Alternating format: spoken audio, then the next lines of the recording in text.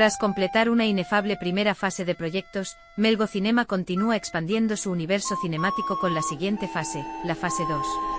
El 17 de mayo de 2025 llegará As 3 recaídas de María Santiso, un drama psicológico lanzado mediante micropíldoras para TikTok. Le seguirá el 23 de septiembre de 2025 Postre, Sobremesa, un concurso de repostería entre familiares apto para toda la familia, para quien si no. El 10 de agosto de 2026 será el turno de Y Último, un reality show que explora los años de jubilación de su pareja protagonista. El 5 de enero de 2027 llegará O Noso Pasar, Anuar Natureza, una remasterización en blanco y negro y 8K, de la docuficción que expandió estas historias a un nivel cosmopolita.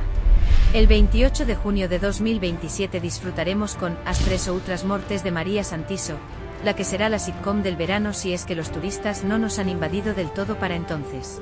Eu ligo guión. Vai os deberes. E teño que confesar que me parece Tan... todo, tío. El 7 de noviembre de 2027 se lanzará Despegadas, el juego de buscar las 7 diferencias que exprimirá al máximo nuestras neuronas. Y esto no es todo.